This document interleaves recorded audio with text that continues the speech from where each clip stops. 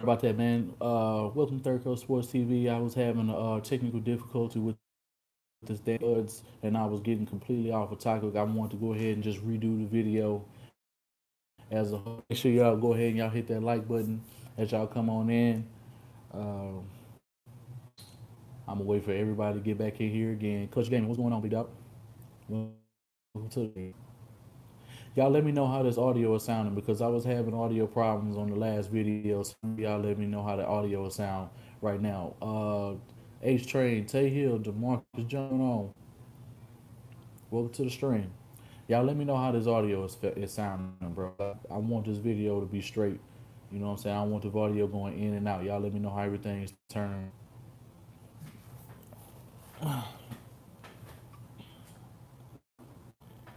Right there.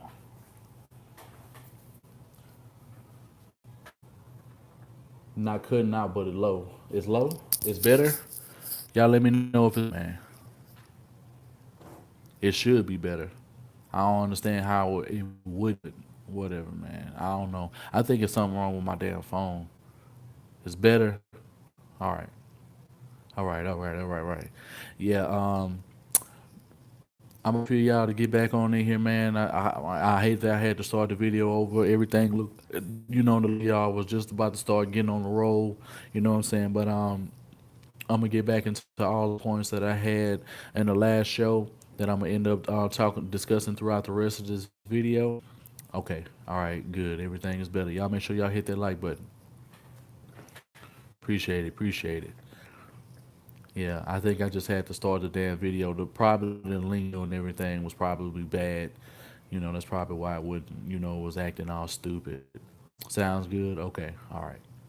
As long as everybody can hear me and everybody can hear me loud and clear, that's all I man.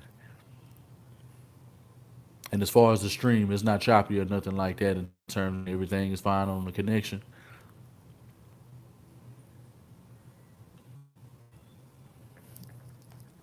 If not, y'all let me know.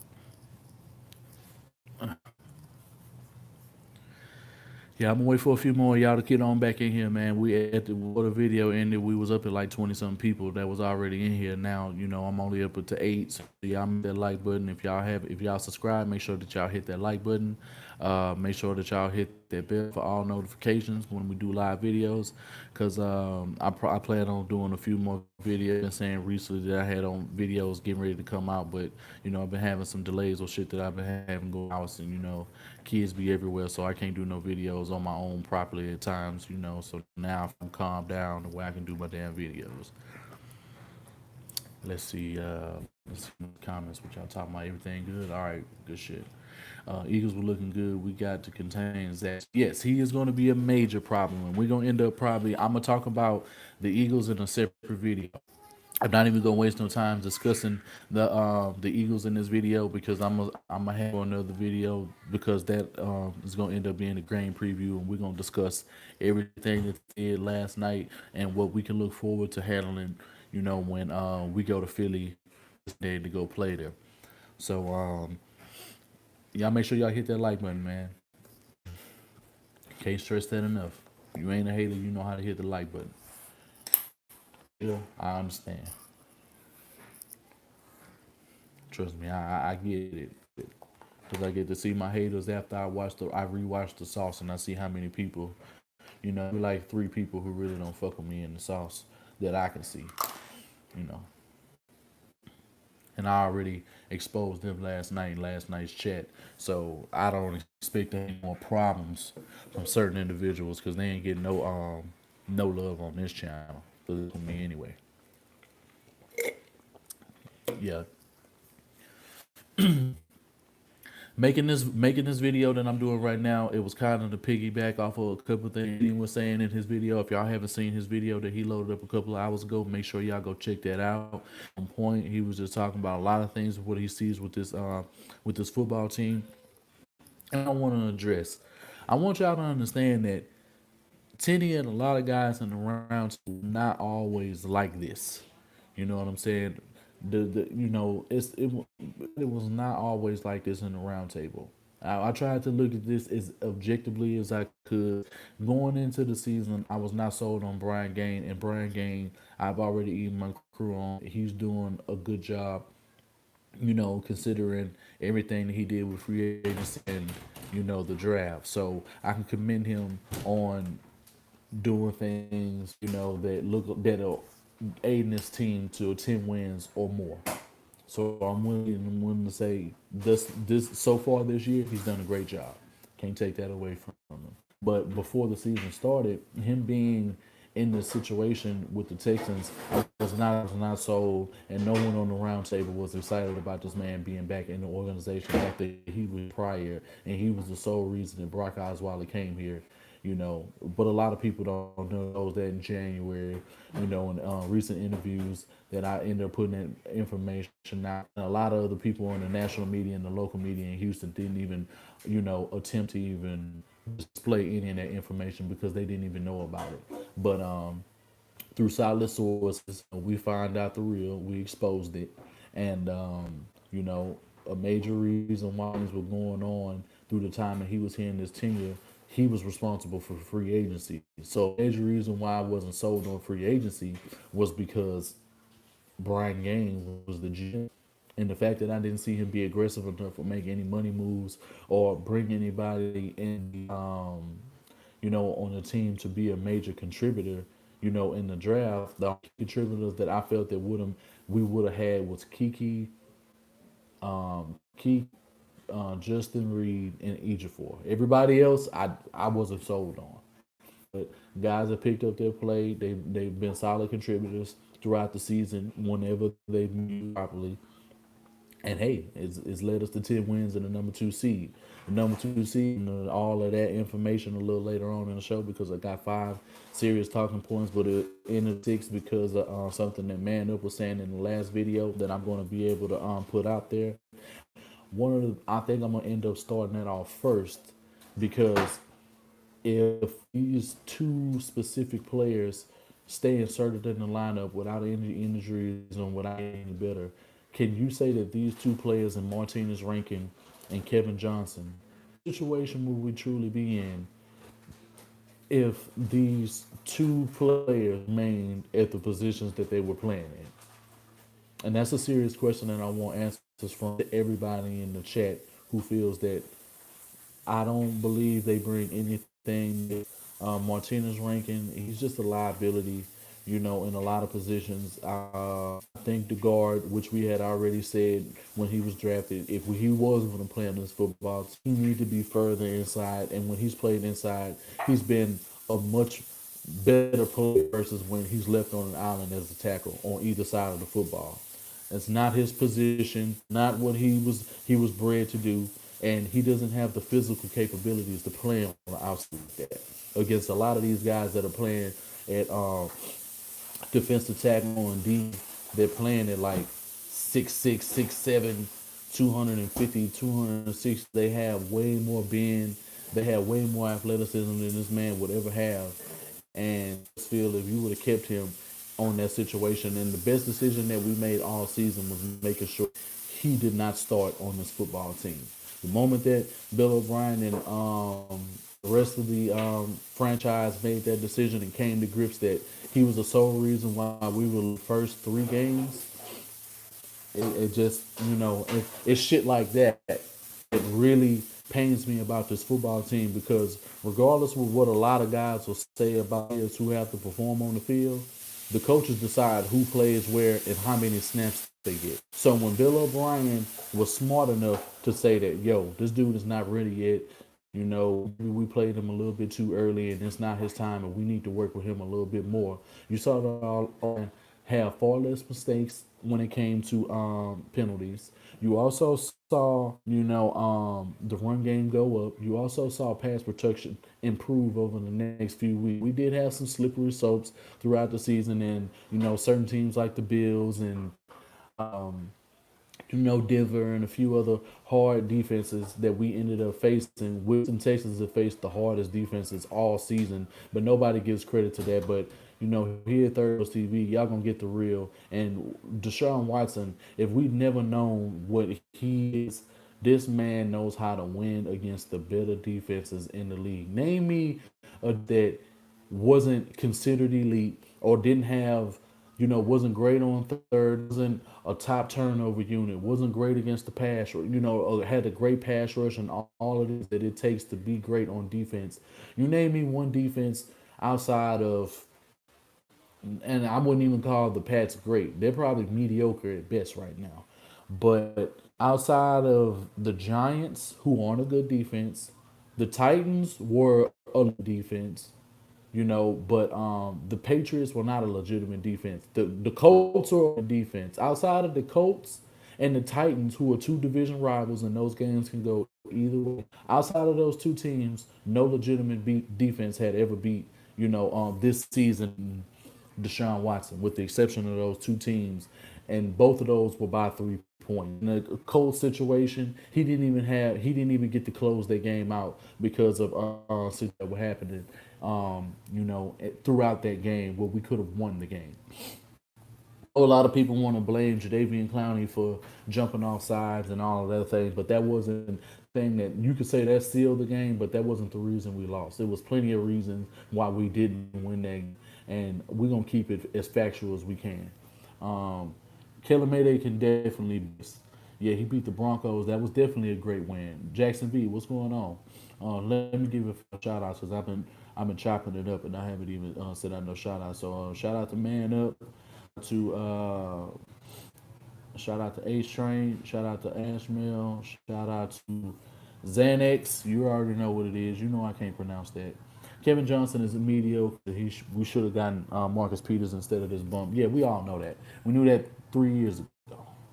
We all know that. I mean, this dude is not a good football player. He lacks fundamental issues prevent him from ever being a good to a great corner. Oh shit, just turned another offer. Shaolin Fantastic, what's going on, big dog? I know you feeling real good. Damn, Derrick Henry right about now, and the way that y'all Titans is trying to pull it out. Y'all trying to stay in the hunt, but I think we're a little bit too far ahead of y'all, and ain't no way y'all can come back and get. Because I know Indy gonna end up taking care of business when they see y'all again anyway. But I'm glad you're a part of. You came. Y'all make sure y'all hit that like button. Yeah, he beat the Cowboys. Like when you think about all the defenses that we played the Bills, legitimate defense. We played the Broncos, legitimate. Hell, the Jets to me look like a the Jets to me look like a legitimate defense. Um, Man, I can go down the line like the Titans, legitimate defense. They just suck on the back end, but they front is lethal. If they play right and if everything is worked out and the kinks are right, when it comes to when it comes to the Titans, they can be coached up and they can play very well on defense. Do it. Yeah, they're very vulnerable when it comes to the corners. Their corners are on par, if not worse, than the Texans corners as it stands right now. But that's another subject. We'll end up talking about that at a later date. I pretty much want to stick to the topic and like Martinez ranking. Yeah, Jets was no joke. The Eagles, I mean, the Eagles front ain't no joke. Like we played the most legitimate fronts of any in the league, but I can almost guarantee you the national media is never going to say how hard it really was to win a lot of these games because we didn't play a lot of these defenses that the Rams and the Chiefs are playing. And it seems like every step up and play against a team with a legitimate defense, they fucking lose. And that's both teams. When people are getting all excited, I was never excited about the shit that Mahomes was doing, even though it was great, even though he was one of my fantasy teams looked great. Don't get me wrong, I love his talent and he's a brother as well. So I'm not really gonna talk bad about him or nothing like that. And I like what he's doing in Kansas City. But I know who his coach is when it gets to the playoffs, and I know they don't value defense the way that we do. Yeah, City hasn't been a legitimate defense in like 3 years. You know what I'm saying? So a lot of guys, I'm just not sold on when it comes to their defense. Justin Houston isn't the same Justin Houston that was, but he's still a value player on that defense. D Ford has stepped up. Chris Jones has stepped up. Eric Berry will probably always be their best player until he retires or until he's going to end up being one of their better defensive players that they've had as 8 to 9 years. The man has been putting in work. The man overcame cancer. I know he had an injury, but when he comes back and when he gets back in the game playing shape, he's going to be a problem. Um, to one of my next points, with this Jet win, was the Jets win for Texans fans? Was it truly a wake up call? Because I was explaining this, in the video. It ended up before I ended up terminating the last video because of audio problems. But I truly want to know from fans: is it that were we unprepared, across the board because our defense were we so unprepared on that we totally just overlooked Sam Darnold, or do you really see a situation where Darnold this is really truly who him and the Jets have been, but they just haven't been able to close out because they don't have a lot of good personnel on both sides of the football? Because that's the major issue that we really should be having when it comes to this football game when we talk about the Jets. Because what the Jets showed me means that they can contend with any football team in the league, whether they're a second seed, a third seed. They're gonna give you a run, and they were not an easy team. And I'm gonna give Jets fans credit, and I'm gonna give Sam Darnold and everybody who played on that field on Saturday. I'm gonna give them their props because they stood up. They struggled at one point in time. They actually took over the lead. And no, I don't. You can't send super chats on here because I don't have over 1,000 subs and I don't have over 4 hours of watch time just yet. I got a lot of watch time, but I don't have the subs. And so once I get to 1,000 and I get over the watch time, which by then I should be well over the watch time.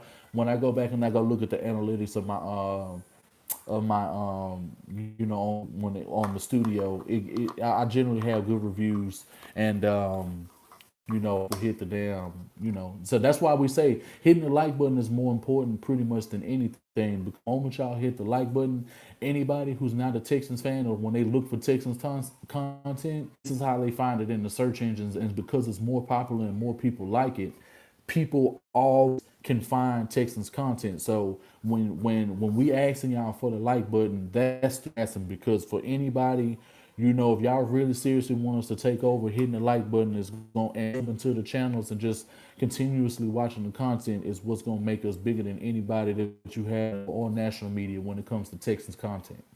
So this is why y'all are just as important as actual people making the content. We appreciate everything that y'all do for us. We appreciate y'all holding us down, whether you agree or disagree. And at the end of the day, if I can turn a guy like Ashmail, who hated my guts a few months ago when it came to coming on these videos, and the fact that he's starting to see and I know I can turn anybody. If I can get him, I can get anybody. That's how I feel. That's my measuring stick. you know when guys really start seeing the light, and when things that start coming to fruition, you start seeing why other opinions of this football team is so valuable, is because we're not willing to see just the optimistic side of this ball team. We've been optimistic for 17 years too long. And I mean, the negative has built up over time, and the fact that this team has like 3-2-4 records. We done picked in the top five a few times. You know what I'm saying? And it's just like we've overcome a hole for this football team to be where it is now. Why should we as fans settle for bullshit when we know a hell of a lot better? There's no reason why, as a fan, you should just be settling for the AFC Championship, even though that'll be a major feat because they haven't been there before. But it's just that when you watch the misuse of this talent, when you watch that Deshaun Watson honestly isn't even being used to his full capabilities, you don't run enough run play action. I mean, enough play action on first down. You don't run a lot of speed option. You don't run a lead option. It's a lot of misdirection tactics that the running backs don't get to use. We don't motive. All right, man. Go ahead and take care of your business, man. Up. You already know when the video over. You can rewatch it, like button, and leave some comments. I'm gonna hit you up. Yeah, but shout out to Man Up for coming through, man. And when it comes through on the Sauce channels, it may look like he getting beat up, but he holds his own, man. When it's just that we a bunch of tough customers in there. You know, you end up, you don't know what you're gonna get when it comes on to these shows, because we don't know what Texans team we gonna get.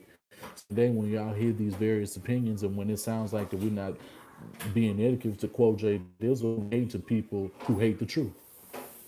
It's point blank. That's the only way I can put it. And he coined that extremely well the other night on his phone call when he called in. And the issues on and DeMarcus, not that the O line isn't a weapon, but to be honest, I didn't even really look at it like that until Jay just like that. We really don't even know how good the O line is because at the end of the day, sometimes Deshaun Watson has put the O line in way worse situations by holding on to the ball when he should be throwing the ball. That's another topic for another day because I know he will improve on that dramatically once the season starts this year. I think it's just something in him that he has to wean his way off of. It's not like you get a baby off the bottle and the very next day they're eating baby food. It doesn't work like that. You know, you have to take your time, get it out your system. You've been seeing him throw the ball away a lot more recently games. So I think the more that he gets that out his system and the moment that he sees that that's really what can happen in the playoffs, he'll definitely take that in consideration as something that really needs to change because he's contributed to at least 20 of his sacks. He's contributed to at least 20 sacks of his own. And if you take 20 sacks of what contributed to, then you can pretty much knock this team down to 30, and that would pretty much put us at like a top 12 team unit in terms of giving up sacks and throughout the season. So, as I said, he always had a good old line, so he has trust issues right now. I mean, that could very well be the truth. That very well could be the truth, but at the end, I mean, you don't really see him just exit the pocket things and just misuse the pocket the way that Dak Prescott and other quarterbacks with poor footwork do at their young ages. I've seen Deshaun Watson stand there, deliver the ball down the field, and make sure that he gets his playmakers the ball. And he's a major reason why we won the other night. The pass that he threw wasn't the prettiest pass on that second touchdown, Hopkins, but that was just a great adjustment by the greatest receiver in the game right now. And that's a major reason, too, linking up the way that they did in the end of that game is a major reason why we won. And the defense ended up being called the right way, and plays were being made that, should have been made throughout. But we can't really harp on it too much because going into this next game that we have against the Eagles, which I'm gonna end up the video as soon as this video is over, because I don't even want this video to be too long because I want to be able to provide them now while everything is fresh on my mind. But I just want to say that really a wake up call. Is it really a wake up call for this football team that the Jets could play close, or was it just the lack of preparation that the defense had? Because if we keep downplaying the way that teams can play us, then that's going to be a major factor. And when people say we being one and done, major reason why people are saying that we potentially could be one and done. It's not that they want us to be. It's not that they want to say that. But when you're using and you don't adjust on the fly instead of waiting 3 and 4 quarters until you're in the fourth quarter to make adjustments and spread out the pass rushers blitzing the hell out of Watson, but you don't go empty.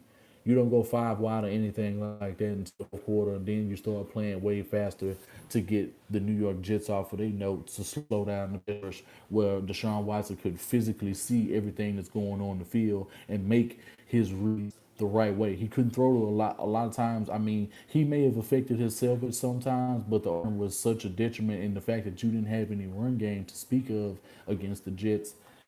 Major reason why it's easy to downplay what Deshaun Watson really provides for the ball team when he's really playing at his best. It's so easy to undermine because he's not throwing 3 and 4 touchdowns the way that he was last year, and he's not giving the level of excitement the way that he is last year. What's going on? Seth Alvarez, DeMarcus Webb, what's going on? Broderick, what's going on?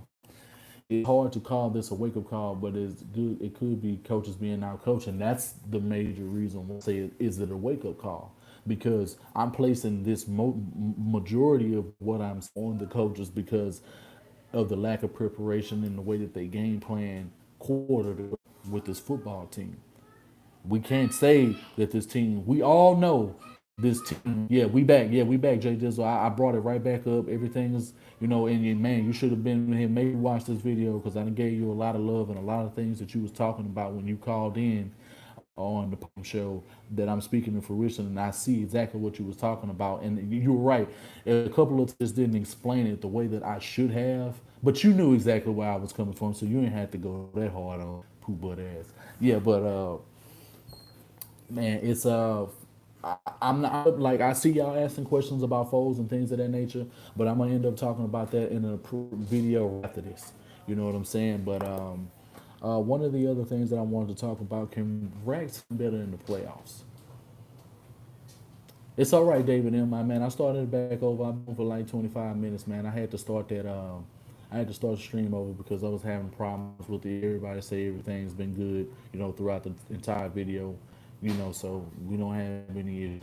And he says this team scares me. I like a team grasping for fresh air, like they are to get to the playoffs. That's why it's so important for them to get that bye week. Yeah, the bye week is going to be extremely important. If New England and a couple other teams don't handle their business, then it's only going to ensure the second seed. Because even though we have it right now, we don't have it locked down. And we won't have it locked down until week 12. I mean, week 17 anyway. So that's what it's going to take. Is I need the Chargers to lose. I need I need Kansas City to lose it, rather than what he's been showing. They're being a bone break type of defense. I mean, I could see your point, and a lot of people on the South have been making a point. Was one thing that has shown you that you're saying, but we're not even seeing him utilize, and we're watching Angelo Blacks, DJ Reader, and Christian Covington drop in the coverage. Like, you know what I mean? It's shit like that that makes me holler. Real football fans who are really watching these games, when you notice small things like that, it stands out.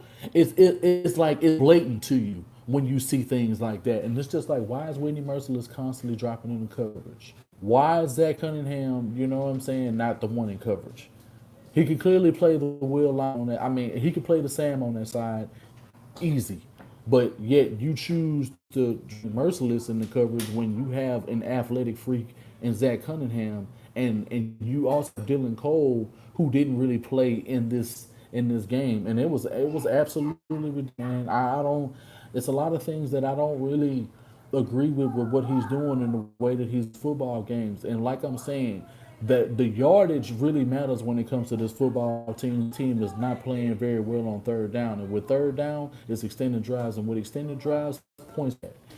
And the more points the guys can score, the harder the game is going to be for us to come up out of it. You know what I'm saying? So this is why, you know, us not allowing a lot of these passes, allowing a lot of things to really go down is really detrimental when it comes to the playoffs, because I'm just gonna be real. We haven't really played any legitimate quarterbacks outside of Luck. Everybody else is not what you would consider. They are not top 10. So if we Landon, hush, let him there, let him in. Open the door.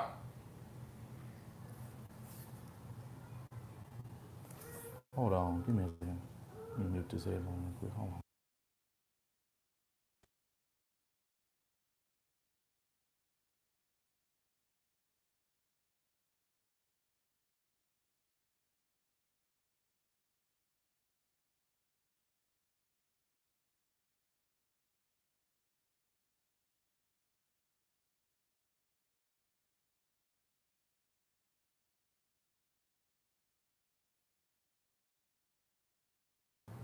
There we go.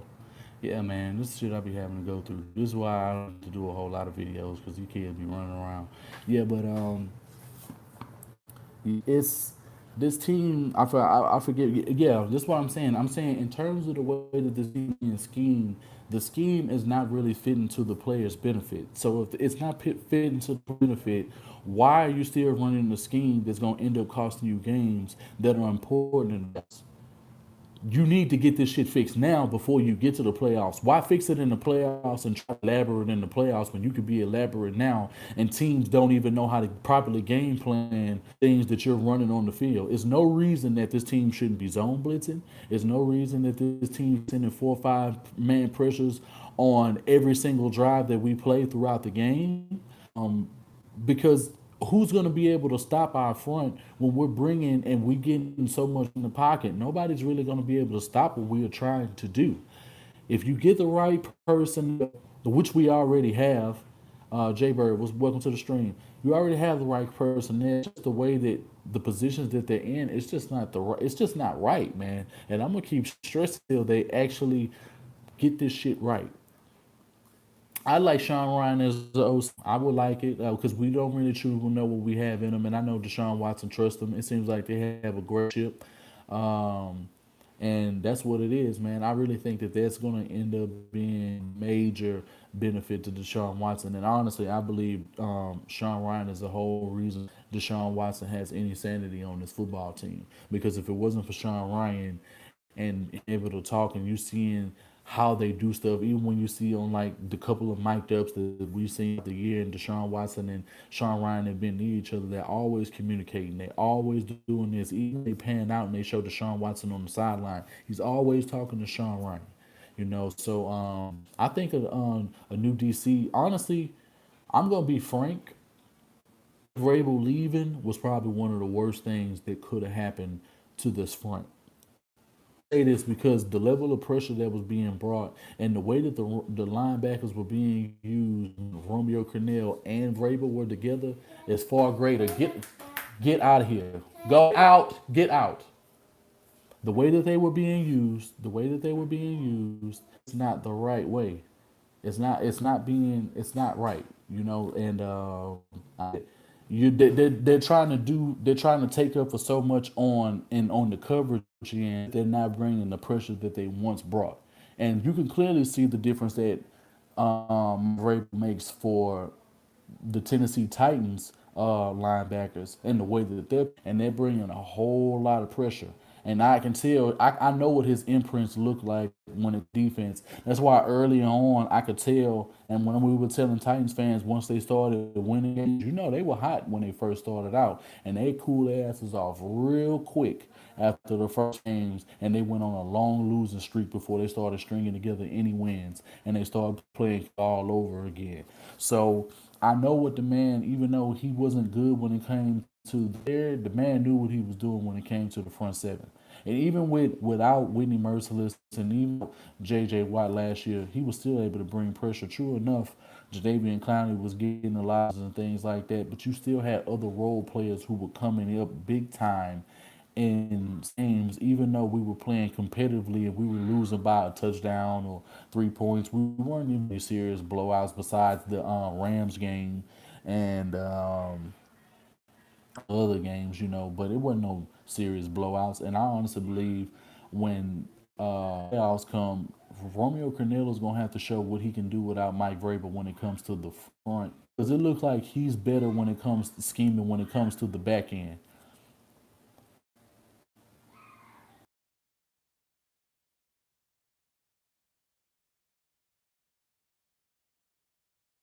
Yeah. I mean, you don't drop Merciless in the coverage like that, and Merciless can cover.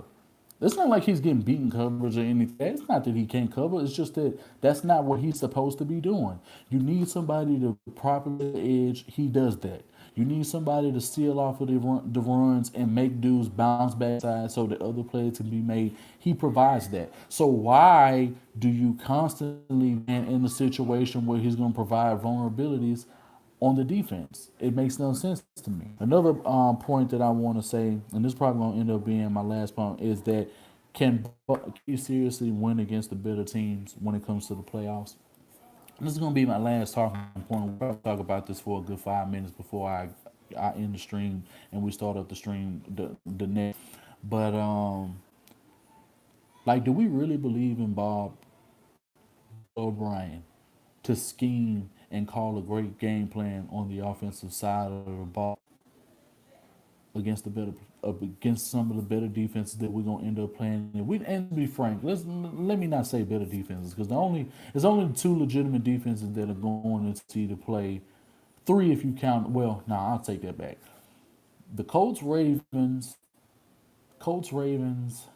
and the Chargers or the defenses outside of it. I mean, Pittsburgh, after what I seen last night, I can claim them as a defense going into the playoffs because they played a hell of a game against Brady last night. They forced him into a lot of errors. The defense was getting home a lot. You know, they kept causing a lot of holding penalties and things like that on the Patriots, and they played uncharacteristic for a team who had like 11 straight wins against them over the last few times that they had them.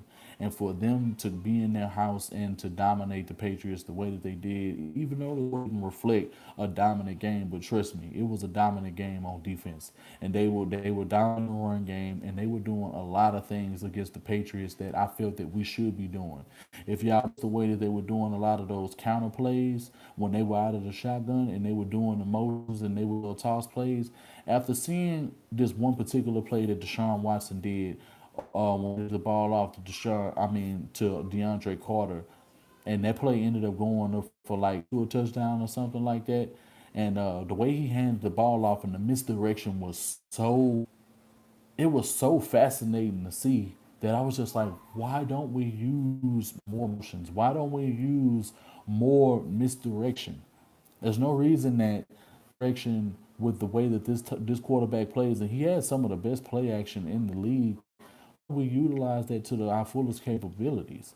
I understand you couldn't do a lot of things the other day, but one game, was almost non-existent. And no, that's not a factor. That's not a factor at all. Kiki, DeAndre Carter, but what I saw him do the other day, DeAndre Carter enough, and probably is way faster than Kiki will ever be. The way I hit that ball and the way I saw him turn the field, accelerate, the man knows what he's doing. Great ball carrier vision, and he knows how to affect the play. Do we run any counter plays? No, Jay Dizzle, we have. We've run them, and honestly, when we run counters, we've been successful. I've seen this team do it. I'd have to go back and I would go watch a few games. It was a few games ago. Matter of fact, we've run counter plays, but we don't run any sweeps. We don't run any halfback flips. We don't run any that are really lure the edge defender in, and you get to beat guys on the edge, turn up field, and get up for positive gains. That's not something the team has done. The zone scheme has boded very well for them, and I understand you can mix in power at time, but you shouldn't be totally relying on power. The zone scheme is so much better when you have Lamar Miller running, man. It's just when he's running in that zone scheme, when he's hitting the outside zone, and when he's able to read the holes, and guys are getting up in the next level and getting blocks, it's a sight to see. But him being hurt the last, I can say that's probably hindered the game. So when I reassess him, and this is why I always take a few days to do my post game videos versus when I do them on the sauces, because I get to look in a different way and try to understand why Bill O'Brien and some of these guys did what they had to do because of some of the personnel that they ended up having on the field at that point in time.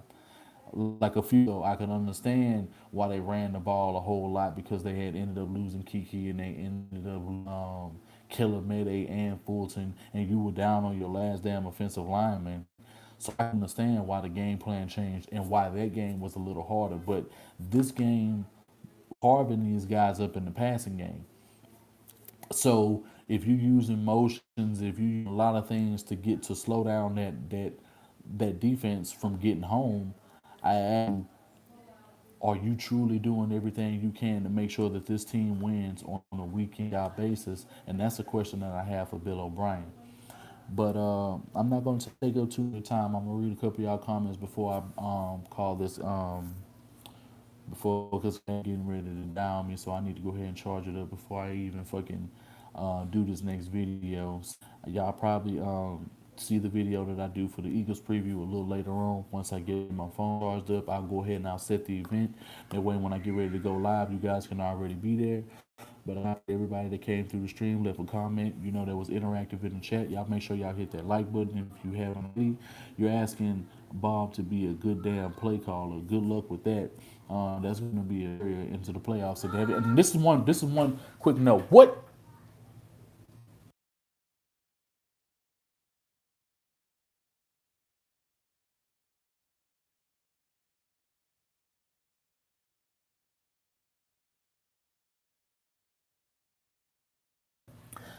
one thing that I wanted to say was that, do y'all notice? And this is one thing that was made to, I didn't even really think why we don't run a 3-4. We are running a 3-4. We need to be running a 4 full time. We've seen Bob open it up, but when you see Bob open it up, the guys is always when he loses weapons, because he has entirely too many weapons on his football team, and he doesn't know what to do with everybody that he has. He has Demarius Thomas, he had Will Fuller, he had Kiki, he had DeAndre Hopkins, he got Jordan Thomas, Jordan Akins, and he has Ryan Griffin, who can all plays.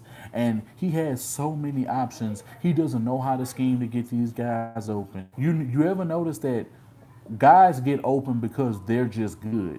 When we call plays, it's not because the scheme is aiding these guys in their process to open. When you watch Josh McDaniels, when you watch the Patriots game last night, when you look at how guys like um, Chris Hogan was wide open, 63-yard. Bro, when you don't see dudes that wide open. You very seldom see games with Bryant, and that's when he's going against somebody who's a complete bum on defense. And do you think Ford has enough offense? Yes, he does. He's shown that, Jay Dizzle. He's shown that. He's shown that ability. I believe in him wholeheartedly. If he's to call the plays, because I believe he's the one on the field and he knows what he's really looking at.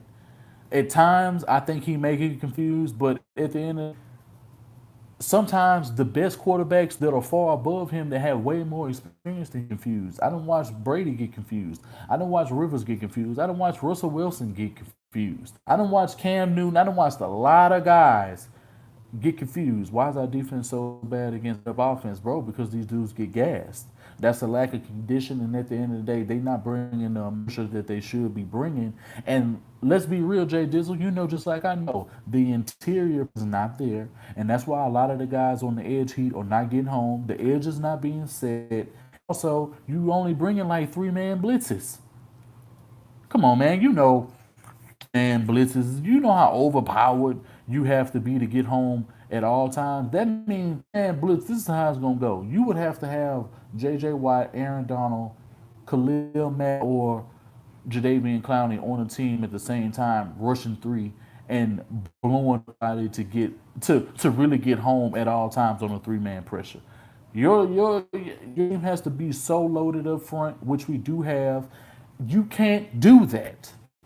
Can't do that, bro. You cannot run no 3-man pressures against these teams that got good ass over, bro. It just can't happen. You know as well as I know, man, bro. We here. Trust me, we here. Nowhere, Jay Dizzle. I've been here. I've remained. But I've had to soften my stance when we were winning in the way that things, and they were actually looking adequate in these games when they were playing. It wasn't a lot of them. Now to get back to this close win shit and not really using dudes today, it seemed like they were starting to implement more guys into the game plan. And if they know a team lacks explosion, if they can't be effective against a certain position, why don't you take advantage of the situation and make sure that those guys are flourishing throughout the game? If I know a team that can't cover tight ends, and I got 3 legitimate tight ends that I know they can win me some matchups, why wouldn't I run the ball more, throw to them on third down, and when you get them down in the middle of the seams, maybe catching balls down the field, and make sure that you shorten the route tree for your guy side. It's just that simple.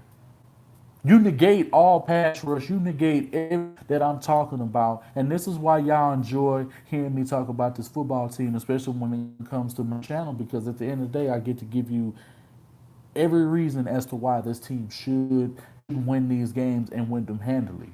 And a major reason why a lot of us are frustrated is because we know what we got. Just like Jay Dizzle said, we know we got a fucking Ferrari outside. But at the end of the day, hell gonna end up fucking up if I end up putting diesel or some 87 gas up in that motherfucker. It ain't gonna run right.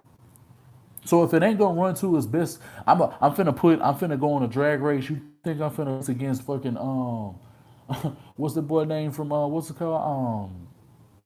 Toretto. What I look like going to go race Dominic Toretto, and I know I got this car and I ain't got the right thing engine. You know what I'm saying? Like, you just don't look right. And that's what the better teams they bank on when they in the Texans, because they know that this coaching staff does not have the capability to adjust when needed. That's a major that really just hit home when I said that, because I never even really thought about it. Team knows when they watch this football team, no in, no out. It ain't that they are afraid of this team, and but what they more comfortable with is that they know that they football coach don't put them in the best decisions, because they know how they would be used if they had the same team at their disposal. But that's my video, man.